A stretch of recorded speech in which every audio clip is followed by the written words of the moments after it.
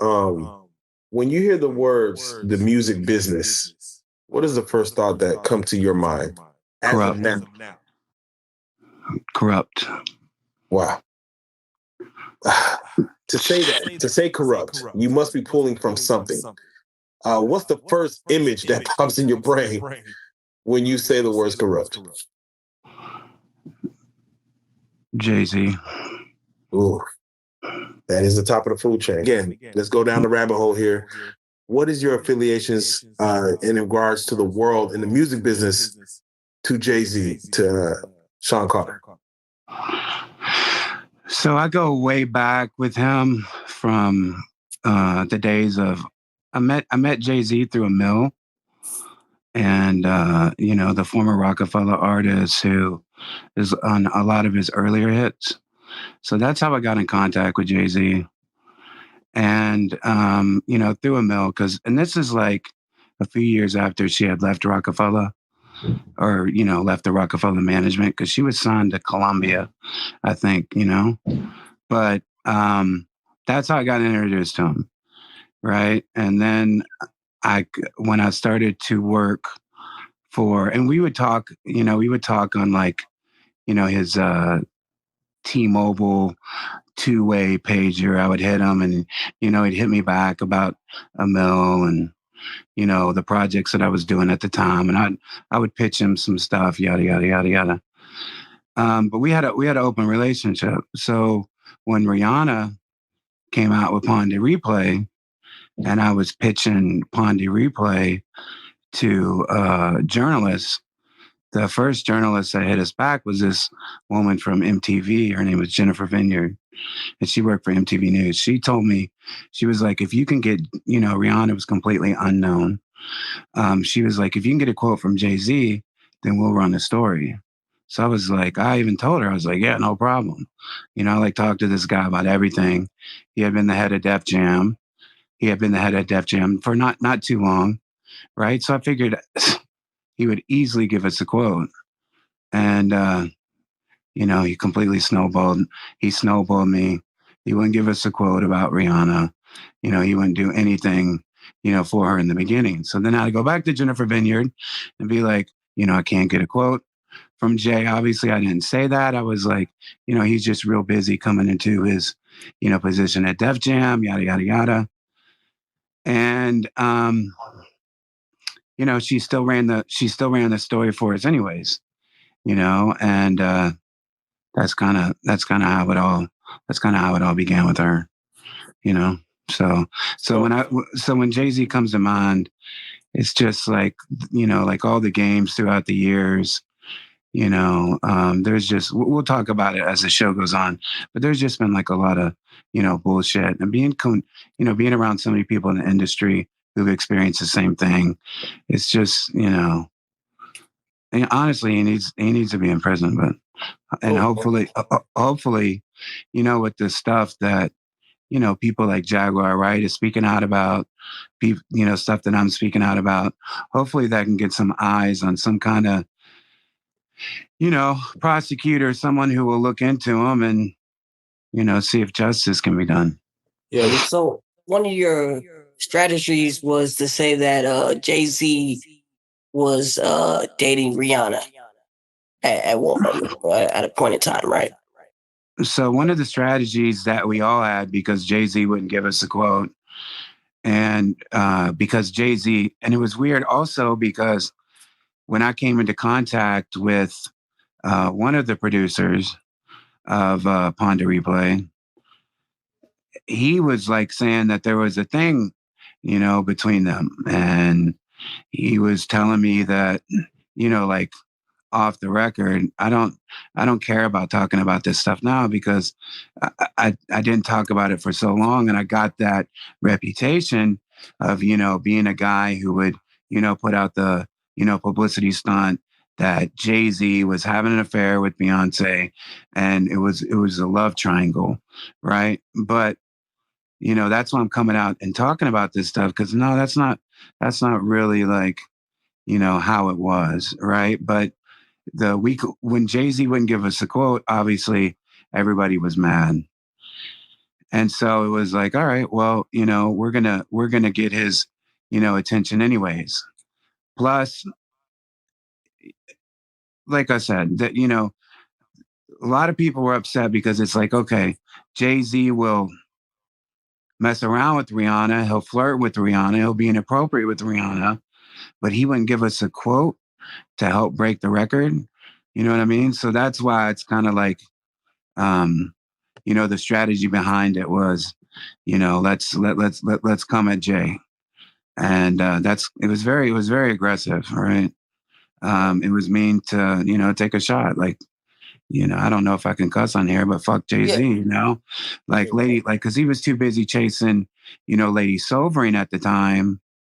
And, who was a British rapper who was trash, in my opinion. It was like, come on, man. Like this, you have Rihanna here, like this is your flagship artist. But like I said, it seemed like at first, like he didn't want us to, um, be put on and be successful, right? It seemed like which was very strange because of how he interacted with her personally, which was shady. So it was just like, you know what I mean? It was like, all right, fuck this guy, So I like she was already on JayZ's ear when I came through, right? I came through this. I hate to even say his name because he's a cocksucker, but he's the other producer. His name is Veda Nobles. And Veda Nobles was from New Jersey. And if you look up Veda Nobles, he's a co-producer on Pondy Replay. He was the one who sued Lauryn Hill for the miseducation of Lauryn Hill. And it was his production team, Newark, who sued her, which kind of led to, her shutting down. If you remember back in the music industry, like she was so busy doing the Fugees, and then she dropped Miseducation of Lauryn Hill, which is a timeless classic. And then everybody was like, oh, she's a head case. She started missing shows. Well, she was depressed because, Veda Nobles and his guys sued her, for the miseducation of Lauryn Hill and saying they were the producers of it, not her. So when I met Veda Nobles, I was introduced to him through Kevin Skinner, who was working for John Huston Entertainment, Whitney Houston's father's company. When he introduced me to Veda Nobles was like going through it, because everybody loved Lauryn Hill. So then he's the one who introduced me to Rihanna. He's the one who hired me to work Pondy Replay, write her first press release, and get it going and get some action, for the song. So that's how I got involved with that. And usually, like I said, I hate saying his name because, like I said, he's a real cocksucker. Like, not only has he let me fall on the sword on like a lot of this shit is because, like I said, what he did to Lauryn Hill for miseducation of Lauryn Hill, the way he treated her by taking production credit, when that was all Lauryn Hill's album. She'd been working on that, since she was younger. That was her debut album. And this guy was trying to take credit for it. So that's how I met Rihanna. All right, let me ask you, at what age was Rihanna coming into like Ponda Replay and the course? She was 16 when I first heard about her. Okay. Is it common for someone like JayZ or someone to deal with her at 16 years old? Like, isn't that a little weird? For sure, it's weird, without question. But from what I heard, he was doing that same stuff with, Foxy Brown. Like I said, I was deep, involved, with some of his business stuff and the stuff that I heard. Obviously, I wasn't there to witness it, but here's a guy that that is currently right. He's currently, has 2 albums out with R. Kelly. He currently has all this work with Diddy, and before the pandemic, he was signed to Harvey Weinstein. So, like, when you think about JayZ signed business partners with Harvey Weinstein, business partners with Diddy, business partners with R. Kelly. Yo, that's some fucked up shit, man. That just has to make you like think, is like, how could this one man be business partners with these three men?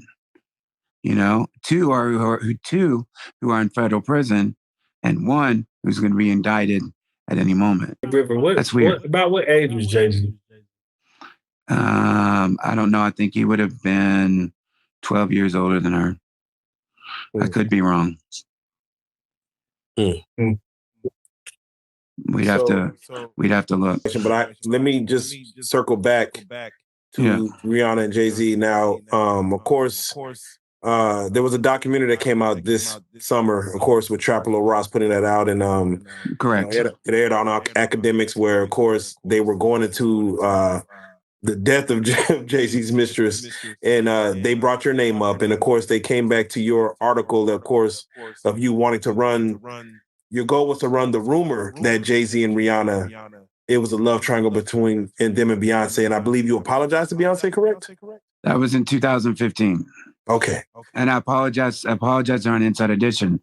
But listen, that wasn't even my idea, right? That was the Tidal Rock Nation people who were like, we want you to basically, fall on the sword, dead this thing, because the Becoming Beyonce book that those rumors came from, Matthew Knowles, gave a lot of information. He was like a source for the book.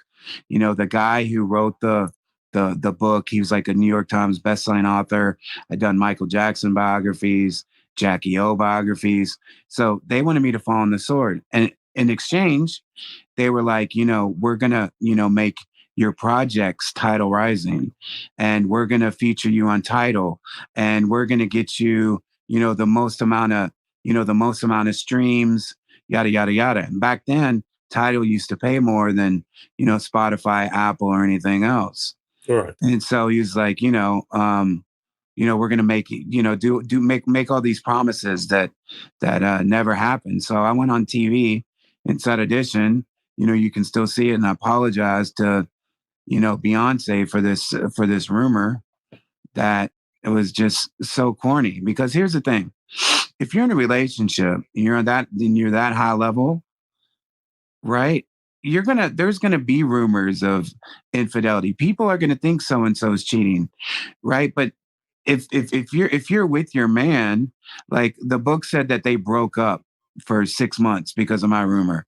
That's crazy. It's like they didn't break up because of my rumor. They broke up because of, JayZ is a, he's a fucking, asshole, bro. That's not had nothing to do with me. But in the book, that's what it says. It's they broke up because of me. So of course, like a lot of Beyonce fans were going crazy, on me. So that's why they wanted me to do the public apology. So I did it. So, it's like a sucker. And then they never came through with what they said they were going to come through.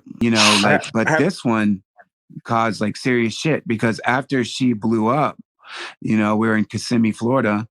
Me and my partner at the time, he was like my intern, my partner, type thing. Like we're driving down the road and we were pulled over by unmarked cars in Kissimmee. And they asked us to follow them. So the whole time we're like freaking out. They didn't tell us what it was. And it was like 3 or 4 cars, one behind us, one in front of us. And we pulled behind this like dodgy library in Kissimmee and did this like building where, like a makeshift office or whatever. And I was interrogated, and I was like, holy shit. Like I thought I was going to go, to jail, but I kept thinking like, all right, I can't go to like, what have I done wrong? Like it's not that serious, right? It's like a rumor that was like in the National Enquirer and shit like that. It couldn't be that thing, but it wasn't about that at all. They were wanting to know the truth behind it. Because they believed that it was true that, that he was, seeing her at 16, that he had related, because they brought up Foxy Brown, they brought up Tierra Marie, and these are the feds, and I'm freaking out. Like, I've never experienced that, and then they started talking about, Lance Rivera, and they had him under investigation, especially like back in the day, 2003, 4, 5, they used to have like hip hop watch police, that watched, and I'm sure they still do, right?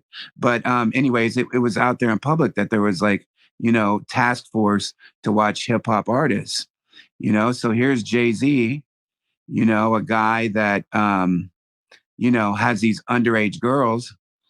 I put out the rumor. So basically they were wanting me to, basically go on record and say, and I kept telling him, like, I don't know. I was honest even at the time. I was like, I've heard things, but I wasn't there, so I can't tell you. But, because of he was under investigation too because of some incident that happened with R. Kelly, some violent incident. Like JayZ is not, he's not a good guy, man. This is a guy that, he comes, if you look at his past, what he comes from, it's really dodgy. So anyways, they let us go. They left, and that was it. But you got to think, if that is 2005, and they were investigating in them, you would think in 2024 that they would have all kinds of stuff, especially with, the Diddy investigation right now. Right. How are you? I'm doing good. Well, I won't say I'm disappointed that you couldn't make it in person. Truth is, this isn't an easy conversation, is it? No. You know, just like I know, Jonathan, children are the biggest victims in this game. Definitely. Child stars are the biggest victims in this game because usually everybody's working against them. Yeah. Kind of like Aaliyah. Wait till people find out who was working against her that was supposed to love her and protect her. Yeah. You said something very important, though, tonight, and I heard you reference it on more than one occasion. Birds of a feather flock together. Correct. If JayZ is friends with R. Kelly and does business with R. Kelly and parties with R. Kelly, if JayZ is friends with Diddy and does business with Diddy and parties with Diddy, if JayZ shot 3 videos on Epstein Island with supermodels that were under the age of 18 that were provided by Naomi Campbell. And signed the Harvey Weinstein. Like I said, you didn't realize you were saying, but it's a very, very, very old adage. Birds of a feather flock together. And you've connected some of the dots when you talked about, Rihanna's father, right? Like, he allowed her to come over there, because we would always think, like, how could a minor be doing these things? And obviously we would never say anything, but you've connected so many unanswered questions and stuff that we would talk about, that, we were too scared to like bring up. It's like, wow, because I didn't think of Rihanna as a human. I thought her as a client. I didn't think of her as a minor. I thought of her as a client and as an artist. That I know in LA that they had taking her out and taking her to all the parties and clubs. They didn't find out that she was underage until they went to the Rainbow Room one night and she couldn't provide ID. They were told she was 21 when in all actuality, she had just turned 17. You remember when she was in LA right after Upon the Replay broke? That was around the time where they were moving you out and putting her new handlers in. Right. That's facts. She needed you. She needed her original team. And they removed y'all to make sure she had nobody to outcry to.